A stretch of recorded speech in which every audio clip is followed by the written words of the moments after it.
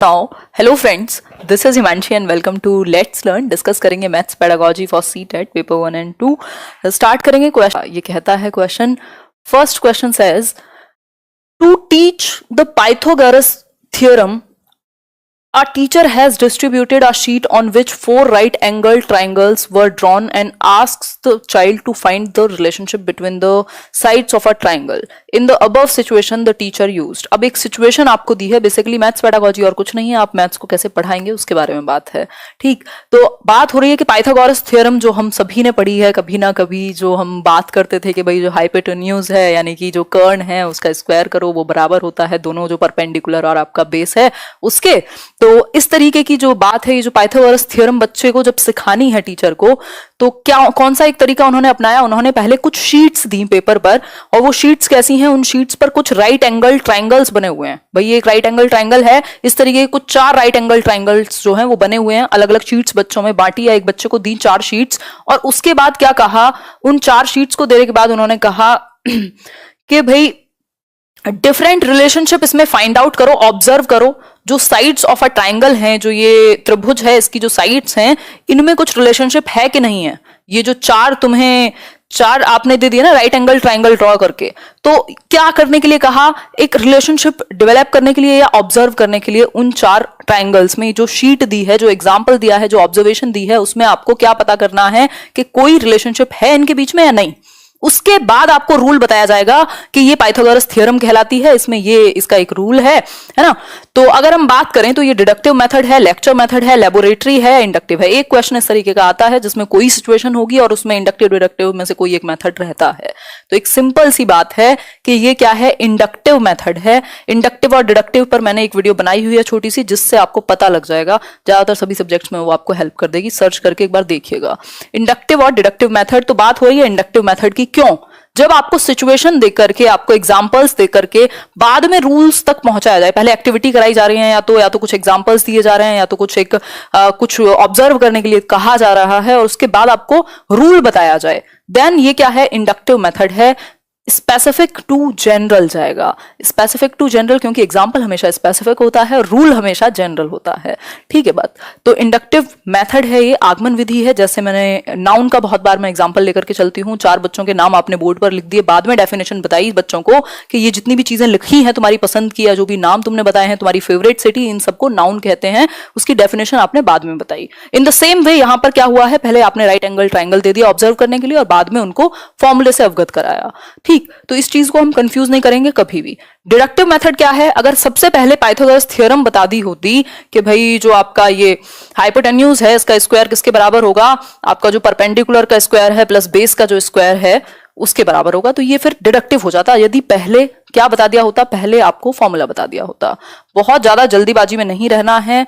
एक एक क्वेश्चन 100 में से ऐसा होना चाहिए जो आपके यहां बैठ जाए. ठीक है बात. चलिए फिर यहां तक की बात क्लियर हो गई. शीट्स दी हैं, कुछ ऑब्जर्व करने को कहा है, कुछ एक्टिविटीज करने को, कुछ एग्जांपल्स दिए हैं, बाद में रूल बताया है, तो हमेशा इंडक्टिव होगा. सिंपल बात, क्लियर हुई बात. बिल्कुल आगे बढ़ेंगे. हाँ केदारमल जी सही कह रहे हैं आप, ये भी हो जाएगा, इसका भी सॉल्यूशन 1-2 दिन में. क्वेश्चन नंबर 2 क्या है देख लेते हैं. Identify a desirable practice for teaching geometry at primary level. भाई ज्योमेट्री की अगर हम बात करें, ज्यामिति मैथ्स का एक हिस्सा कह सकते हैं, एक टाइप कह सकते हैं. अगर हम बात करें ज्योमेट्री की, तो ज्योमेट्री पढ़ा रहे हैं आप कहां, प्राइमरी लेवल पर.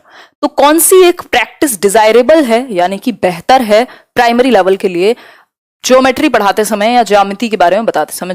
ज्यामिति या जो आपकी ज्योमेट्री है वो किस में डील करेगी, शेप्स में, साइज में, ऑब्जर्व करने में, स्पेस में, इन सब चीजों को बच्चा ऑब्जर्व करेगा. इसमें लाइन वगैरह और इतने सारे एंगल और ये सारी चीजें आप देखते थे, पढ़ाई ही है सबने कभी ना कभी. तो फर्स्ट ऑप्शन है, geometry at primary level should be limited to recognition of simple basic shapes. वही बच्चा सिर्फ रिकॉग्नाइज करे सिंपल बेसिक शेप्स को. या फिर second option, the teacher should begin by giving clear definitions of simple shapes and showing examples. Teacher को कैसे शुरुआत करनी चाहिए, सिंपल शेप्स दिखा करके और एग्जांपल्स दे करके. या फिर children should be given ample opportunities to develop an intuitive understanding of space. जो स्पेस है, जो उनके आसपास चीजें हैं, जो भी है, उसको आप इंट्यूशन के साथ, इंट्यूटिव जो उनकी सहजता के साथ आप उनको एक्सप्लोर करने का मौका देंगे बच्चों को। या फिर D option, developing extensive geometric vocabulary need not be an objective eight primary level. मतलब आप जरूरी नहीं है कि वो बहुत सारे बड़ी बड़ी चीजें आपने, देखो यहाँ पे क्वेश्चन आसान है लेकिन ऑप्शन सारे इतने क्लोज दिए हैं कि हर किसी को हर कोई ऑप्शन सही लग रहा होगा। ठीक, तो देखो डी तो हटा ही देंगे। फिर हम क्वेश्चन पर जाते हैं। पूछना क्या चाहता था क्वेश्चन पूछना चाहता था आइडेंटिफाई अ डिजायरेबल प्रैक्टिस, एक वो प्रैक्टिस जो डिजायरेबल है, जो वांछनीय है, जो होनी चाहिए, जो सबसे ज्यादा बेहतर है प्राइमरी लेवल के लिए, उस एक एक्टिविटी के बारे में बात करनी है। ये नहीं पूछा कि किसके बारे में बात नहीं करनी है, तो ये डी तो अपने आप ही हट जाएगा। बाकी रही बात बाकी चीजों की बात, तो यहां पर कहा गया है कि ज्योमेट्री के सिंपल चीजें दो। ये दोनों ही ऑप्शन जो हैं ये इसलिए हट जाते हैं क्योंकि सिलेबस पहले से निर्धारित है। आप तो सिलेबस नहीं बना रहे, बात हो रही है एक्टिविटी आप कौन सी बेहतर कराएं क्लासरूम में जिससे बेहतर ज्योमेट्री वो सीख पाए, या कौन सी एक तरीका होगा ज्योमेट्री पढ़ाने का। ये नहीं हो रहा कौन सा टॉपिक शामिल करना है, कौन सा छोड़ना है, किससे शुरुआत करनी है। ठीक, तो वो तो डिसाइडेड है ऑलरेडी सिलेबस। तो आंसर क्या है, अगर क्वेश्चन के अकॉर्डिंग हम जाना चाहें तो सिंपल बात होगी, children should be given ample opportunities to develop an intuitive understanding of space. भाई बच्चों को एक्सप्लोर करने के, एक चीज हमेशा ध्यान में रखिएगा जब भी आप आंसर कर रहे हैं पेडागोजी के, स्पेशली इन मैथ्स, कंस्ट्रक्टिविज्म को ध्यान में रखना है। बच्चा जितना ज्यादा एक्टिव होगा, जितना ज्यादा वो इन्वॉल्व होगा एक्टिविटी में, खुद एंगेज होगा, उतना बेहतर है। ऑप्शन जो है वो सिंपल बात है, सी ऑप्शन सिंपल आंसर हुआ। आगे बढ़ेंगे, बहुत ही बढ़िया, नेक्स्ट क्वेश्चन पर बढ़ेंगे। नेक्स्ट क्वेश्चन क्या है, ये अंतरिक्ष की जगह इसको स्पेस को चेंज कर लेना, ऐसा नहीं है, थोड़ा बहुत ये होगा इसमें, मतलब ट्रांसलेशन में प्रॉब्लम रहेगी, तो हिंदी वाले समझने पे ध्यान दीजिएगा, शब्दों पर नहीं, वो पेपर में भी रहती है थोड़ी बहुत मिस्टेक। ठीक, तो ये बेसिकली ज्योमेट्री की बात हो रही थी और इंट्यूटिव गैस उनकी एक अपनी जो एक अंडरस्टैंडिंग है, उन्होंने जो ऑब्जर्व किया है आसपास अपने शेप के बारे में, अलग अलग शेप्स देख करके, साइज देख करके, है ना, क्या वो देखते हैं स्पेस में, उसके बारे में उनकी सहजता को आप पहले जानेंगे और उनको ऐसी एक्टिविटीज में इन्वॉल्व करेंगे जहां पर वो अपनी जो समझ है, जो वो सीख रहे हैं, उसको प्रदर्शित कर सकें। लर्निंग बाय डूइंग होगी एग्जैक्टली शिल्पी। आगे बढ़ेंगे नेक्स्ट क्वेश्चन पर। नेक्स्ट क्वेश्चन क्या है, क्वेश्चन नंबर 3 कहता है which of the following is an indicator of mathematical reasoning. Hopefully आप देख पा रहे होंगे। हाँ, तो इनमें से कौन सा एक इंडिकेटर है किसका, मैथमेटिकल रीजनिंग का। मैथमेटिकल रीजनिंग यानी कि गणितीय तर्क का सूचक। पहला ऑप्शन है, आर्शी नाम ले लिया आपका, पहला ऑप्शन है ability to provide definitions of mathematical concepts. भाई मैथमेटिकल कॉन्सेप्ट्स जो अवधारणाएं हैं उनकी परिभाषा प्रदान करने की क्षमता आपके अंदर हो तो मैथमेटिकल रीजनिंग कहेंगे इसको, कि आप डेफिनेशन बता पाएं। या फिर ability to provide a justification for a mathematical procedure. जो भी एक मैथमेटिकल प्रोसीजर हुआ किसी भी एक सवाल में या किसी भी एक जगह पर जहां पर भी रीजनिंग की जरूरत थी, उसको आप जस्टिफाई कर पाए, आप उसको एक्सप्लेन कर पाए, बता पाए कि ये ऐसा हुआ तो क्यों हुआ और कैसे हुआ। फिर है ability to calculate efficiently, calculate बहुत अच्छे से कर पाए आप, 2 दूनी 4 कर पाए। या फिर ability to recall the correct formulae in different situations. Maths में स्पेशली और भी जगह पर ये बात लागू होती है, क्वेश्चन मुश्किल नहीं होता, ऑप्शन उसको मुश्किल बना देते हैं। ठीक है, तो बताएं एक बार आंसर क्या होगा। बहुत बढ़िया, ability to provide a justification for a mathematical procedure, मतलब बी ऑप्शन आप लोग कह रहे हैं, बिल्कुल सही बात है। जितने लोग बी नहीं कह रहे हैं वो समझिएगा, ability to provide a justification for a mathematical procedure. कोई एक प्रोसीजर हुआ मैथ्स में, फॉर एग्जाम्पल, ये मैं आपके सामने एग्जाम्पल ले लेती हूँ, ये कुछ एक प्रोसीजर्स हैं, कुछ मैथमेटिकल रीजनिंग लगी इन एक्टिविटीज में। अब ये क्यों हुआ, ये कैसे आया यहाँ पर 11, ये आप एक्सप्लेन कर पाए, ये जस्टिफाई कर पाए, ये आप बता पाए कि ये जो रीजनिंग लगी है, जो कारण है इसके पीछे तर्क का, वो है क्या। इसलिए जो आंसर था वो आपका बिल्कुल, जो बी ऑप्शन था वो सिंपली सही था। जो प्रोसीजर है एक जो आपने फॉलो किया उसको आप जस्टिफाई कर पाए, उसको आप प्रूव कर पाए। ठीक, बी ऑप्शन। आगे बढ़ेंगे नेक्स्ट क्वेश्चन पर। क्वेश्चन नंबर 4 है the mathematics used by illiterate shopkeeper. एक क्वेश्चन आपको हमेशा एक सिचुएशन बेस्ड आएगा, उसमें क्या बात होगी कि भैया कम्युनिटी मैथमेटिक्स, मतलब कम्युनिटी में जो लोग यूज करते हैं अलग अलग तरीके से मैथ्स का हम इस्तेमाल करते हैं, शॉप से लेकर के और डेली दिनचर्या में हम डेली लाइफ में मैथ्स को कैसे यूज करते हैं, तो वहां से एक एग्जाम्पल आपको या एक क्वेश्चन जरूर देखने को मिलेगा। भाषा कोई भी हो सकती है, तो वहां आपको रिकॉग्नाइज करना होगा, उसको आप रिसोर्स की तरह मानते हैं, कम्युनिटी रिसोर्सेज कहते हैं इनको हम। ठीक, तो रिसोर्स की तरह मानते हैं आप। The mathematics used by illiterate shopkeeper, एक अशिक्षित शॉपकीपर है, कोई दुकान वाला है, मान लीजिए कोई पनवाड़ी है, कुछ भी है ना, वो क्या करता है, कोई न्यूज़पेपर ही बेचता है कहीं पर किसी चौराहे पर, अब उसका जो मैथमेटिक्स की कैलकुलेशन है या मैथमेटिक्स जो वो यूज करेगा, क्योंकि हर कोई मैथमेटिक्स का इस्तेमाल करेगा डेली लाइफ में, बिना मैथमेटिक्स के संभव नहीं है चीजें, ठीक। तो उसका जो मैथमेटिकल क्या कहें यूज या एप्लीकेशन है चीजों का, कॉन्सेप्ट्स का, वो उससे आप क्या करेंगे। पहला है is very useful in solving all mathematical problems. सारी समस्याएं एक अशिक्षित शॉपकीपर जो है उसके द्वारा सॉल्व हो जाएंगी, ऐसा तो नहीं है, हो सकता है उसको सब्ट्रैक्शन और एडिशन की ही जरूरत ज्यादा पड़ती हो, तो ये तो हट जाएगा। फिर है has ambiguity and very low level of correctness in it. ये बिल्कुल जरूरी नहीं है, कोई एम्बिग्विटी नहीं पाई जाती। आप जाइए, आप हो सकता है आपको कैलकुलेशन में प्रॉब्लम हो जाए, वो जो बंदा कुछ भी बेचता है आपके यहाँ आसपास, कोई भी अगर कुछ फल बेचने वाला है, उसकी कैलकुलेशन में गड़बड़ आपको नहीं मिलेगी, अपनी में आपकी हो सकती है, ठीक। तो ये भी जरूरी नहीं है। Should be discussed by the teachers in classroom as an alternate strategy in solving related problems.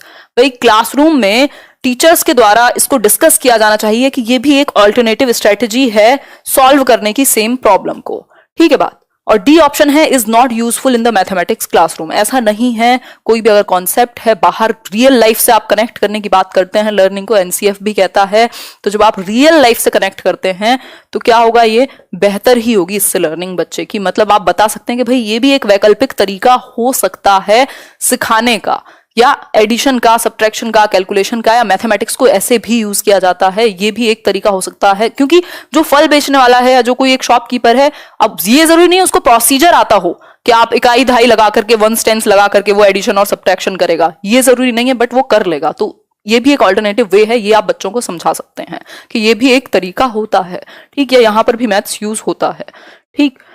तो आप जितने ज्यादा ऑप्शंस अवेलेबल कराएंगे उतना बेहतर है बच्चे के लिए। क्वेश्चन नंबर 5 एक बार देख लीजिए। क्वेश्चन नंबर 5 है how should a teacher handle a heterogeneous group of children in a mathematics classroom. भाई गणित की कक्षा में हेट्रोजेनस ग्रुप, हेट्रोजेनस कौन से ग्रुप होंगे, जिनमें डिफरेंट एबिलिटी वाले बच्चे हों। दो तरह के ग्रुप हैं, एक है होमोजीनियस, दूसरा है हेट्रोजेनस। होमोजीनियस है सम समूह कह सकते हैं, और हेट्रोजेनस को विषम समूह कह सकते हैं, मतलब इसमें अलग अलग क्षमताओं वाले बच्चे होंगे, ठीक है बात। Bye grouping all children together, अभी हमने सिंपली बात की थी एक कि जो हेट्रोजेनस ग्रुप है वहां पर डिफरेंट एबिलिटीज के बच्चों को एक साथ लाया जाएगा, क्योंकि वो एक दूसरे से सीख पाएंगे। ये एबिलिटी ग्रुपिंग भी कहते हैं इसको, जिसमें अलग अलग एबिलिटी में बेसिकली हेट्रोजेनस ग्रुप है तो अलग अलग एबिलिटी के बच्चे होंगे। जरूरी नहीं है कि सारे 50% वाले हों, जरूरी नहीं है सारे 33% वाले हों, और जरूरी नहीं है सारे 90% वाले हों। यहाँ अलग अलग एबिलिटी के बच्चे होंगे। कोई हो सकता है बहुत अच्छी पकड़ हो किसी टॉपिक पर, दूसरे की किसी और पर, सारे एक दूसरे से सीख पाएंगे, ठीक है। तो बी ऑप्शन यहां सिंपली सही होगा। होमोजीनियस होता है जहां सेम एबिलिटी वाले, अगर ये डी ऑप्शन है, अगर होमोजीनियस पूछ ले, होम का मतलब ये ना बिल्कुल कंफर्टेबल या सेम कह सकते हैं, ठीक। तो होमोजीनियस में सेम एबिलिटी, लेकिन हेट्रोजीनियस में डिफरेंट एबिलिटी। तो ये आपको कीवर्ड्स को ध्यान में रखना होगा कुछ चीजों के लिए। क्वेश्चन नंबर 6 है the learning outcomes in mathematics are developed. भाई सभी सब्जेक्ट में लर्निंग आउटकम्स की बात होती है, लेकिन अगर मैथ्स में हम बात करें तो लर्निंग आउटकम क्या है, आंसर कीजिए। बहुत बढ़िया, बी कह रहे हैं आप लोग। देखो लर्निंग आउटकम्स, पहला ऑप्शन है to increase the achievement of children in various educational surveys, to define class wise competencies and skills to be achieved by children, मतलब बच्चों द्वारा हासिल की जाने वाली कक्षावार दक्षताएं और कौशल कि इस क्लास में इतनी चीजें बच्चों को आती हों। या फिर to prepare children for year end examinations. देखिए आपका कोई भी उद्देश्य जीवन का ये नहीं है कि आप साल के अंत में जो पेपर हो उसमें बच्चा टॉप कर जाए, ठीक है। वो कर जाएगा या बेहतर करेगा जैसी भी उसकी एबिलिटी होगी, लेकिन अगर आपने उसको सिखा दिया तो आपका मेन मुद्दा यही होना चाहिए। Such that children may be told small steps for calculations. देखो लर्निंग आउटकम का मतलब क्या कहते हैं हम, भाई आउटकम क्या आया, आप गए थे कहीं विदेश कमाने, क्या लेकर के आए, है ना। आउटकम क्या आया, आपने कहीं इन्वेस्ट किया, कुछ एक बिजनेस स्टार्ट किया, वहां से आउटकम क्या आया, रिजल्ट क्या है एक तरीके से। तो आउटकम की अगर आप बात कर रहे हैं लर्निंग आउटकम की, तो मैथमेटिक्स में डेवलप किया जाएगा लर्निंग आउटकम के भैया ये रिजल्ट आए, किस बेसिस पे। तो अब यहां रीजन सही होगा, to define class wise competencies and skills to be achieved by children. भाई ऐसा थोड़ी है कि आप ये कहें कि कुछ भी सीखते रहें, आपको पता ही ना हो बच्चों को आपने कितना सिखा दिया और कितना सीखना बाकी है। तो इसलिए लर्निंग आउटकम सेट किए जाते हैं कि ये जो आप क्या कर रहे हैं, क्लास वाइज कॉम्पिटेंसीज, अगर फोर्थ क्लास का बच्चा है तो ये चीजें उसको आ जाएंगी, उसको सब्ट्रैक्शन आता होगा, एडिशन आता होगा, ये सिमेट्री आती होगी, ये चीजें आती होंगी, तो ये टॉपिक्स उसको आते होंगे। ठीक, इसके अलावा skills to be achieved by children, और ये स्किल्स उसको अचीव कर लेनी है इस ग्रेड के अनुसार। तभी तो बोलते हैं अच्छा 5वीं में आगे तुमको ये नहीं आता, इसका मतलब क्या है, जो लर्निंग आउटकम सेट हुए थे वो अचीव नहीं हो पाए।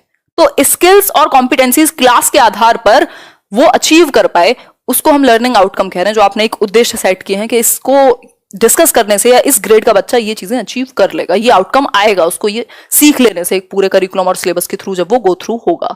ठीक है बात, तो ये एक बात है, क्लियर हुई बात। सर्वेज तक सीमित नहीं है ना, कोई कह रहा है ए क्यों नहीं होगा, सिर्फ सर्वेज तक सीमित नहीं है ना अचीवमेंट। आगे बढ़ेंगे नेक्स्ट क्वेश्चन पर। नेक्स्ट क्वेश्चन क्या है, लर्निंग आउटकम्स हैं बेसिकली। आपका लेसन का लर्निंग आउटकम हो सकता है, भाई आप ये लेसन पढ़ा रहे हैं तो इसका उद्देश्य क्या है, फिर इस पूरे कोर्स से जो पूरे साल भर चला इसका क्या है, ये जो प्रोग्राम आपने कराया इसका आउटकम क्या है, इस एक डिग्री का आउटकम क्या है। तो उस तरीके से अलग अलग एग्जाम्पल हो सकते हैं। क्वेश्चन नंबर 7 है, विच one of the following happenings in the classroom is an activity. कौन सी जो हैपनिंग्स हैं, जो चीजें हो रही हैं क्लास में, उनको आप एक्टिविटी का दर्जा देंगे। ठीक है, आंसर कीजिए। पहला ऑप्शन है children reciting counting in form of rhymes, मतलब कि वो जो 1 2 3 4 5 6 को गा गा के राइम कितना वो रिदम में उसको गा पाते हैं या बोल पाते हैं। या फिर चिल्ड्रन कॉपिंग फ्रॉम ब्लैक बोर्ड से वो उतारने में लगे हुए हैं, मैम साइड हट जाओ, ये कर लो। ठीक, फिर है चिल्ड्रन एंगेज्ड इन एक्सप्लोरेशन, बच्चे एक्सप्लोरेशन में एंगेज्ड हैं। और last one is teacher explaining how to do sums. बताइए एक बार, रेसिपिएंट का काम कर रहा है यहां पर, अगर आप देखोगे बच्चे को वो एक मैकेनिकल काम करेगा, लेकिन एक्टिविटी, आप एक्टिविटी किसको कह रहे हैं, स्पेशली कंस्ट्रक्टिविज्म जो है, रचनावाद, वो सबसे ज्यादा जोर देता है कि बच्चा एक्टिवली कंस्ट्रक्ट करे नॉलेज को, वो एंगेज्ड हो किसी एक एक्टिविटी में जिससे वो मीनिंगफुल लर्निंग कर पाए। इसका मतलब ये नहीं है कि आप कहें कि बोर्ड से लिख लिख के देख देख के वो उतार रहा है तो वो भी एक्टिविटी है। ठीक, तो अगर हम यहां पर बात करें, ऐसे देखा जाए तो कुछ ना कुछ हैपनिंग तो हो ही रही है ना क्लास में, लेकिन एक्टिविटी आप किसको कंसिडर करेंगे। तो जहां बच्चा सबसे बेहतर तरीके से एंगेज्ड है, चिल्ड्रन एंगेज्ड इन एक्सप्लोरेशन, वो एक्सप्लोर कर रहे हैं कैसे क्या सीखना है, कैसा क्या कॉन्सेप्ट है, कुछ अपना दिमाग लगा रहे हैं, मतलब वो एक्टिवली कंस्ट्रक्ट है। जितना ज्यादा बच्चा इन्वॉल्व है, जितने ज्यादा सेंसेस के साथ, उतना बेहतर एक रिजल्ट आएगा, या कह सकते हैं उतना बेहतर आंसर भी होगा आपके लिए। ठीक है, तो इन सब में वो पैसिव है एक बार को, लेकिन यहां वो सच में एक्टिविटी करेगा जिससे उसको लर्निंग आउटकम आएगा, मीनिंगफुल लर्निंग होगी। ठीक, मुकेश नाम ले लिया आपका। आगे बढ़ेंगे क्वेश्चन नंबर 8 पर। क्वेश्चन नंबर 8 है, मैथ्स में क्वेश्चन थोड़े से बड़े होते हैं, बेसिकली जनरली पेडागोजी के क्वेश्चंस बड़े ही होते हैं। On asking a child what is area, भाई आपने एक बच्चे को पूछा व्हाट इज एरिया, ठीक है, मतलब क्षेत्रफल कहते हैं आई थिंक एरिया को हिंदी में। What is area, he she answered length breadth, उसने कहा लेंथ और ब्रेथ को हम एरिया कहेंगे। What can you say about the child's understanding about the concept of area, आप क्या कहेंगे। मतलब आपने एरिया की बात पूछी और उसने क्या बताया, जो रेक्टेंगल होता है आयत, उसका क्षेत्रफल बता दिया उसने, एरिया बता दिया कि लेंथ इनटू ब्रेथ को हम एरिया कहेंगे। आपने जब एरिया के बारे में पूछा तो उसने ये बात बताई, इससे आपको क्या समझ आएगा।